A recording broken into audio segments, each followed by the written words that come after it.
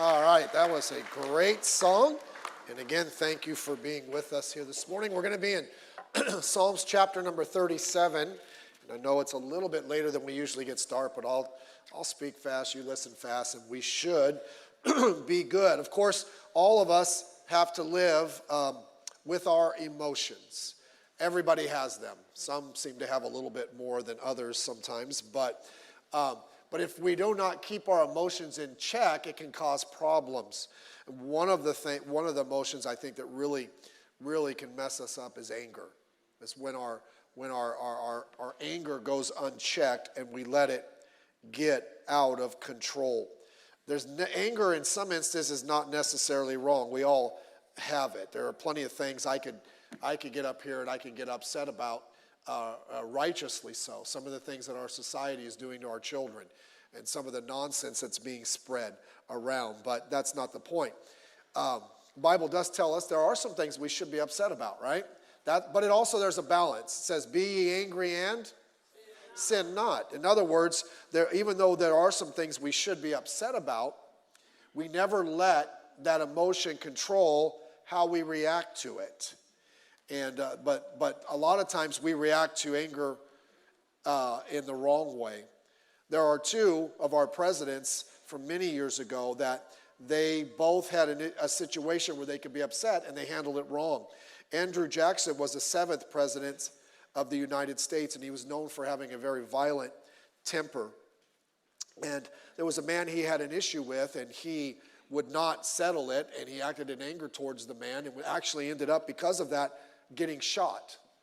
And it lodged in him, and they could not take it out, and for the rest of his life, it caused his pain, but he used it as a reminder that the fact that this is what happens when you don't deal with stuff correctly. And then another one of our presidents, Ulysses S. Grant, had a man who was causing him trouble when he was helping to run the armies, and a lot of people suggested to him that he retaliate against the man, and he wouldn't do it. And he said this. He said, I will not make war within my own camp while the enemy is in front of us. He was a man that was able to control his emotions. And I want to see that this morning, because a lot of times we get upset about things that really we shouldn't.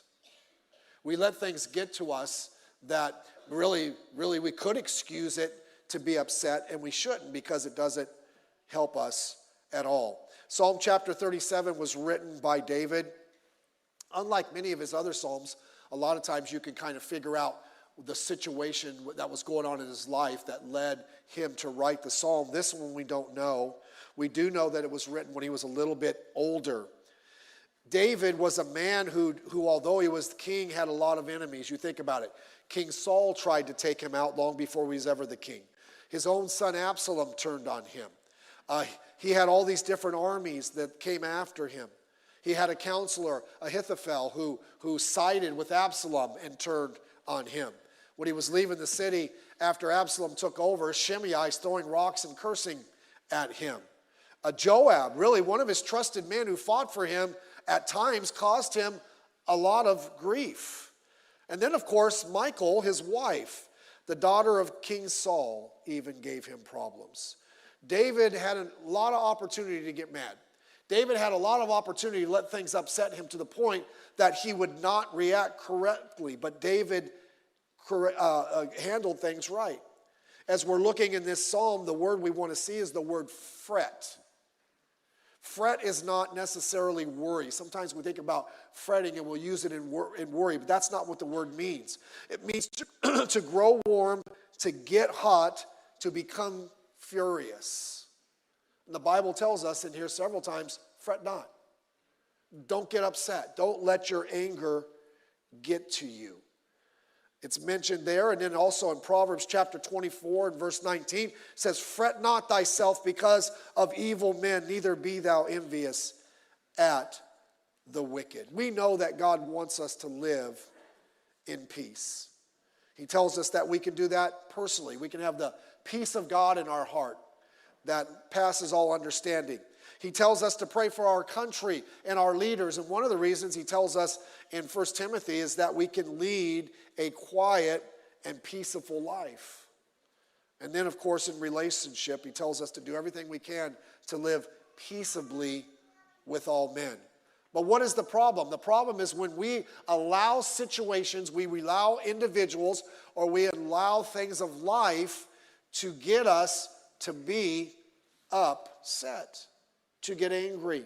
And so I want us to look at that this morning. What are we getting upset about?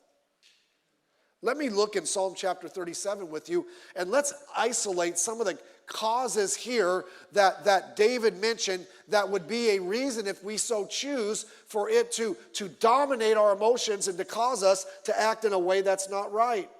As with anything else, we would look at these things and say, well, some of these are legitimate reasons. But just because something is a legitimate reason doesn't mean we should give in to it. Because it causes us to do things when aren't right, and we will reap the consequences of that. What are some of the things that David mentioned? Look at verse 1. He says, fret not thyself because of evil doers. An evildoer is someone that hurts somebody, and they do it on purpose. Now, that's not just in a physical sense, by the way. All of us, if we're honest, if we've lived long enough in this life, we can know somebody that's done something to hurt us, maybe just emotionally or whatever, but they've done it on purpose. And it's very easy for us to let that get inside of us and to really let it dominate our life. I remember we were living in Florida, and I got a job, and I was overseeing a maintenance of a Kmart. I think Kmart's out of business now, right? And so I would go every night, and I'd work overnight, and it was one of their better accounts, and I worked for a company, and so they had all wax floors, and we were supposed to strip them down one night, and so they sent the boss over me, one of the bosses over me came with me to help me that night. And so we were starting to do the job, and he said, hey, let's do it this way. I said, we and I've done this forever. We can't do it this way. It's going to cause an issue, and this wax over here is going to mess up. It's going to look bad. He goes, no, just do it the way I said. I'm like, okay. So I did it the way he said, and when we got done at the end of the night, we did the main entrance, and on the edges it looked horrible. And it was like, oh, don't worry, we'll fix that tomorrow night. So I go home, it was third shift, I go to bed, I get a phone call, my wife's like, hey, the company wants to talk to you. And then the owner of the company, he said, hey, I was talking to so-and-so, my boss. He said, he told me the horrible job you did, you're fired. It wasn't my response. I did what he said. I told him it wouldn't work. Now, in that instance, you know what you want to do? Not nice things. But you know what? You have two choices when things like that happen. Are you going to let that simmer? Or are you just going to let it go? Yeah, well, that took a couple days. But I did let it go. But I was thinking, like, how can I get back at this guy? You know, like, just let it go. Now the moral of the story is I got a better job somewhere else with better hours and more pay. But I had a choice, and I'm like, I'm not going to let this dominate my life. How many people people do, but they did that, and they meant to hurt me. And I'm not saying to let them continue to hurt you, but sometimes you need to just let it go. There's also envy. Look at verse 1. Neither be thou envious against the workers of iniquity. We can look at those who it seems like they're getting away with what they're doing, and we're envious. Like, why are they doing better? Why is it that they do all of this and I'm trying to do the right thing? And we get envious. By the way, you know who was a great illustration of that? The prodigal's brother, right? I mean, his brother went off and he wasted his inheritance and he lived like the devil, and he came home and his dad forgave him and threw a party because his son was back. And the brother, instead of saying, I'm so glad my brother's home, what did he do? He got mad. And he had a pity party. Is that the way to react? No. And by the way, his brother came back and he was accepted by the father, but he did lose his inheritance. But why do we get upset about that?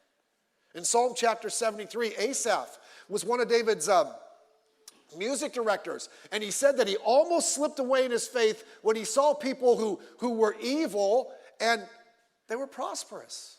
And it seemed like they had everything that they wanted, and here he is serving God and he's struggling, and it almost messed them up, and we get like that too as well. Look at verse 7.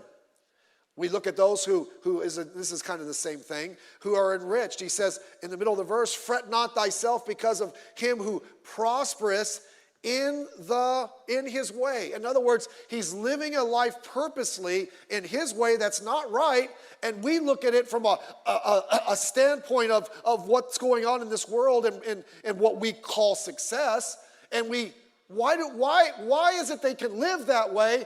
And in essence, it seems like they're being, and I hate to use this word, blessed. I mean, they got all the money they could use. It seems like things are going well for them. And we think about that. By the way, that's because we have the wrong definition of success. We have the wrong definition of prosperity. It's not about how much money you have in the bank. And there's nothing against having money. It's not about what car you drive or how nice your house is or the job you have. And we look at that, we define that as success, but we don't look at all the other things, the blessings that we get from being Christians. We have a relationship with God. We can have a better marriage. We can have a better family. We can have a purpose in life. And we have hope in the afterlife. There's no amount of money that can give you that. And then another reason we struggle is we see the effect of everything. Look at verse 7 again.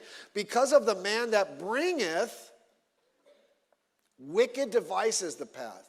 Bringeth means to cause, to make happen. Devices means plots and purposes. These are people that are scammers, right?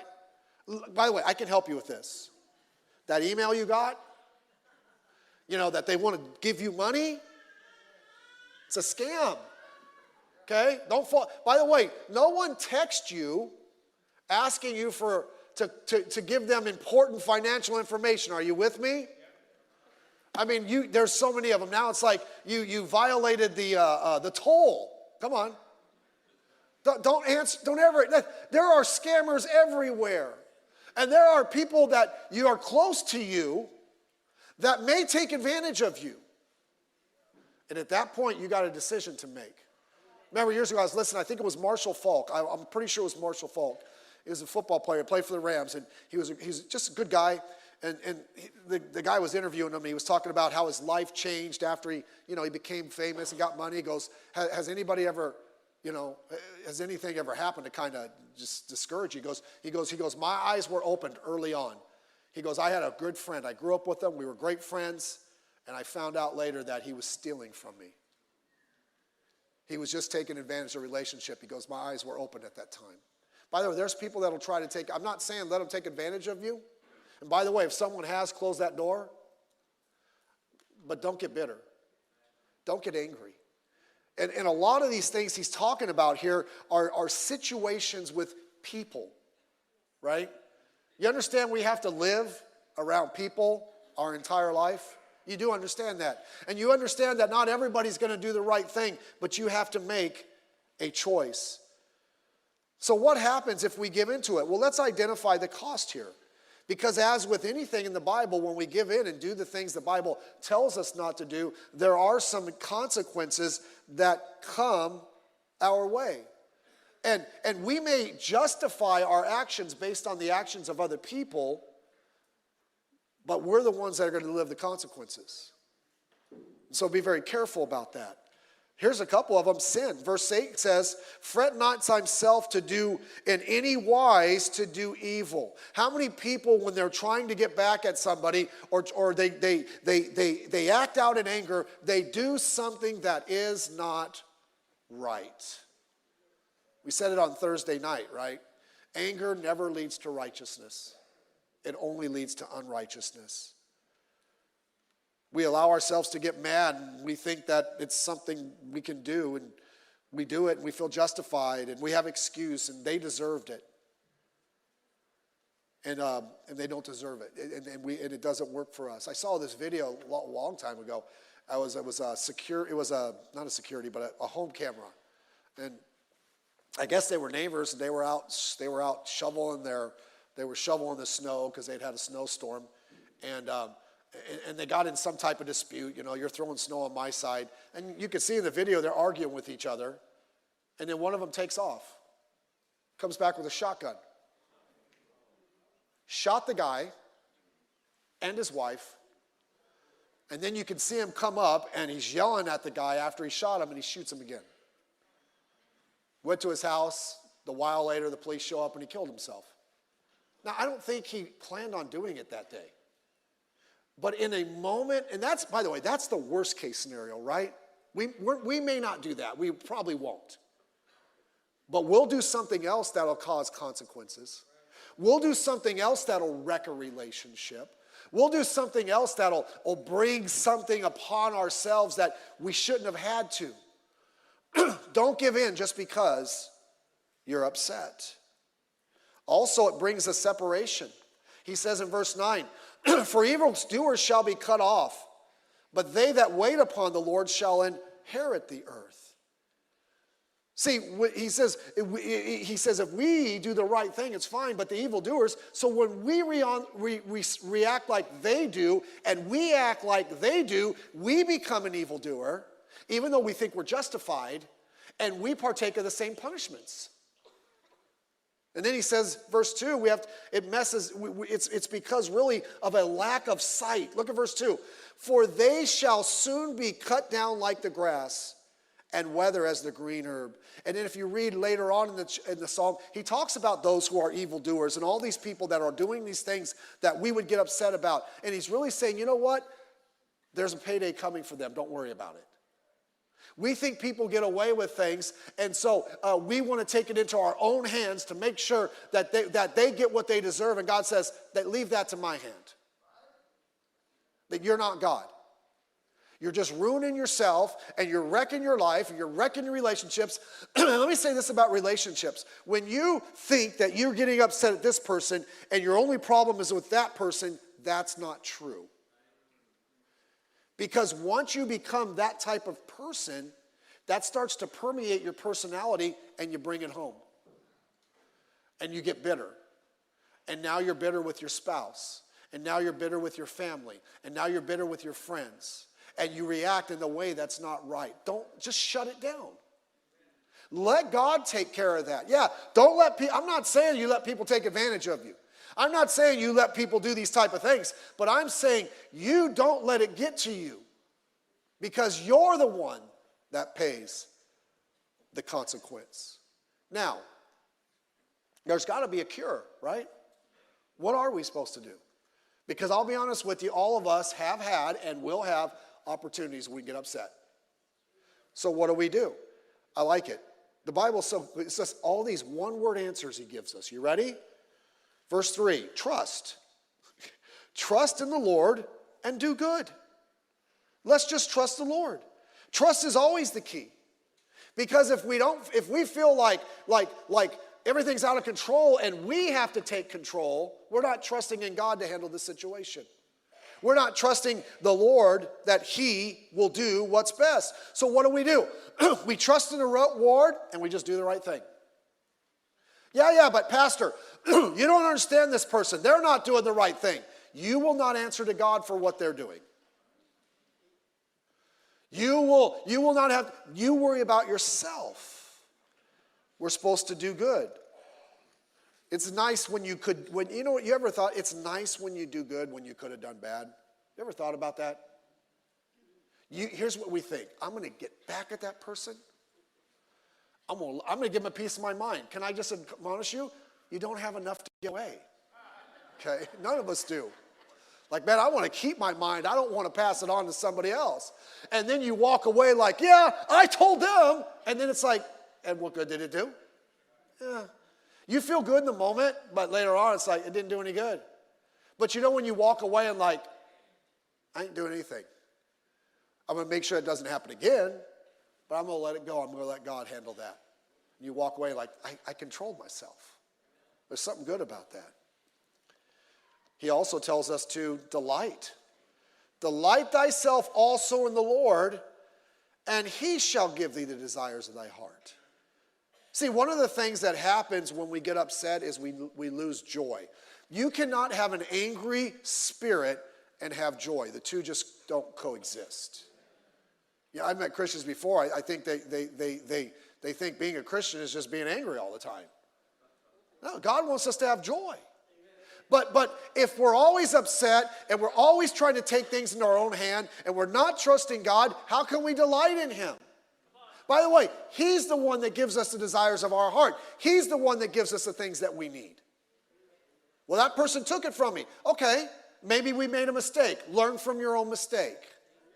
But don't take things into your own hand.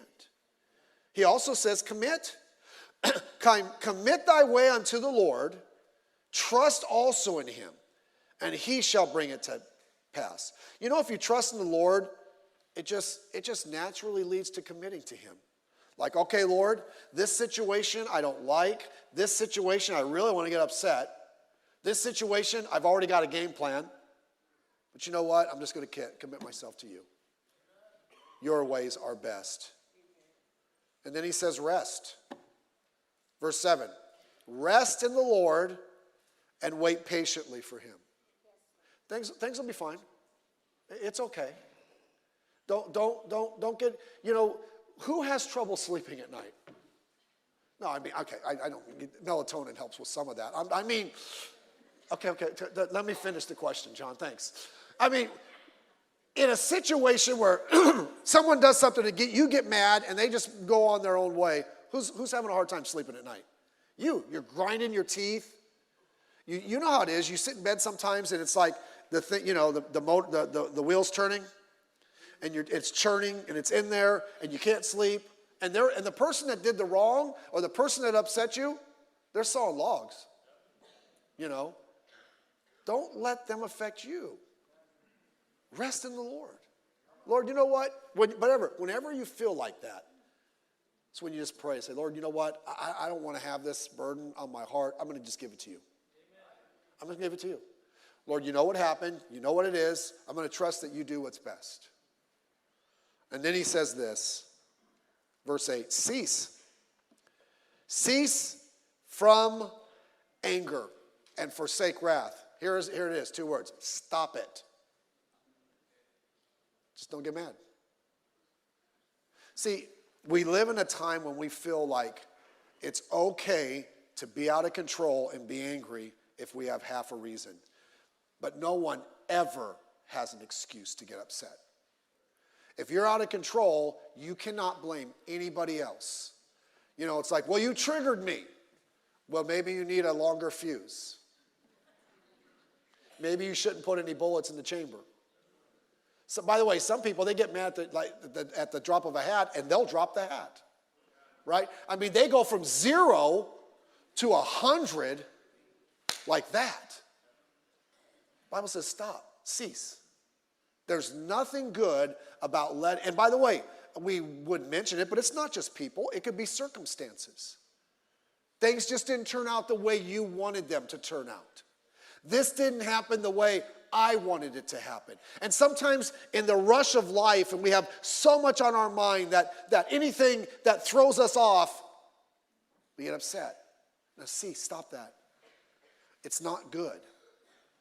And it will not bring the righteousness of God. It will not bring the peace of God in our heart. So as we think about it is, what are the things that upset you? You know what happens a lot of times, and I've done this. I get upset about something, and then you sit down like a day later and say, that was stupid. No, I'm not talking about you, me. I would never call anybody that. But it's like, that was such a small thing to get upset about. Why did I let that get to me? Because I wasn't careful. I'm not trusting in the Lord. I'm not committing to him. I'm not resting in him. What are you upset about today? You don't have to be. Let's bow our head and close our eyes for a minute if we may. Every head bowed and every eye closed just for a minute. It seems like the busier we get in this world, it seems like the more we have to do and the more we have to interact, the easier it is for our emotions to get out of control. But I admonish you, let's not let that happen. By the way, I am sure, because David was human, there were times in his life when his anger got out of control. See, if you read through this chapter, you'll see that he wrote this towards the end of his life. He said that specifically. So David is looking back as an older man, and God is allowing him to use this to let us know, hey, this is not how you should let things go. This is not how you should handle things. Anger is destructive. Destroys everything around us. And it can destroy everything within us. Just follow the Bible admonition. Cease. Cease. By the way, we didn't mention this, but the greatest relationship it will hinder is your relationship with God. Because you think about it. If we're so upset about the things going on around us, we have to take control. We have to be the ones to get back at people. That's a lack of faith in God. And that anger we have in our heart becomes a barrier between us and God. Before they have the invitation, I will mention this. Maybe you're with us this morning, and one of the ways we can overcome all of our emotions is through the Spirit of God indwelling in us. But if we're not Christians, God's Spirit does not indwell us. The greater issue we need to answer today is this. Are we for sure that we're Christians? In other words, do we know for sure that if we were to die today, we go to heaven, or do we have some doubt? Maybe that's you this morning. Maybe you're here and you say, Pastor, this is all kind of new, and I'm not for sure if I were to die today, I'd go to heaven. But that's kind of something I'd like to nail down. That's kind of something I'd like to know for sure. With nobody looking around, would you say, Pastor, that's me, I'm not for sure. Pastor, would you pray for me? Is there anybody like that at all? Just raise your hand and I will. Can we stand together this morning? Let's stand with our heads bowed and our eyes closed. At the end of the message, we always open the altar up.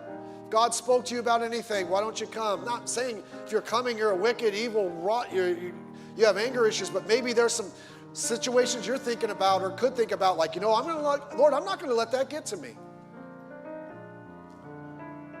I've been dwelling on that just a little too much. Why don't you come?